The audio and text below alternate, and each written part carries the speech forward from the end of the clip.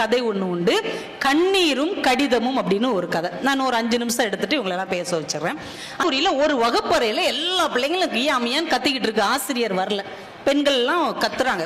ஒரு பெண் ஒருத்தி பேசினால் பூமி அதிரும்னு இப்போ அம்மா கவிதை சொல்லிட்டு போனாங்க பாருங்க, அவ்வை சொன்ன கவிதை. அப்போ 50 பிள்ளைங்க கத்துனா எப்படி இருக்கும்? அப்படியே பயங்கரமா அதிருது. அந்த கல்லூரியை நடத்துகிற தாளாளர் பூரணி அம்மாள். ஏன்னா இந்த வகுப்புல இவ்வளவு சத்தம் கேட்குதுன்னு அவங்க உள்ள வர்றாங்க. எல்லாம் கொஞ்சம் அமைதியா இருங்களேன்ப்பா, ஆசிரியை வரலன்னா அமைதியா இருக்க மாட்டீங்களா அப்படின்னு கேட்குறாங்க. அப்ப நீங்க ஏதாவது ஒரு கதை சொல்லுங்க, நாங்க கேட்டுட்டு இருக்கோம் அப்படிங்கிறாங்க. சரி, நான் நடந்த ஒரு கதை நான் உங்களுக்கு சொல்றேன் அப்படின்னு சொல்லுங்க. இன்னையில இருந்து ஒரு 30-40 வருஷம் முன்னாடி இந்த கதை எழுதிய 1960 இந்த கதை எழுதப்பட்டது. அதுக்குள்ள அந்த அம்மா ஒரு கதை சொல்றாங்க. ஒரு 30 வருஷத்துக்கு முன்னாடி உங்களுக்கே தெரியும், சின்ன பிள்ளையிலே எல்லா பெண்களுக்கும் கல்யாணம் பண்ணி வச்சிருவாங்க. அப்படி ஒரு பொண்ணுக்கு 5 வயசுல கல்யாணம் பண்ணி வச்சிடுறாங்க. 7 வயசுல அந்த பையன் தண்ணியில குளிக்க போனவன் செத்து போயிட்டான்.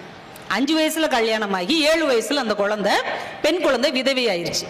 வீட்டுக்குள்ளேயே அது வளர்ந்து வருகிறது. அவளுக்கு ஒரு 15 வயசு ஆகும்போது அவளுடைய சித்தி பொண்ணுக்கு ஒரு 12 வயசு. அந்த பொண்ணுக்கு திருமணம் நிச்சயிக்கப்படுகிறது. அப்பெல்லாம் 1 வாரம் 4 நாள் 5 நாள் திருமணம் நடக்கும். சொந்த பந்தம்லாம் கூடி அந்த திருமணத்தை பரபரப்பா நடத்திக்கிட்டு இருக்கிறாங்க.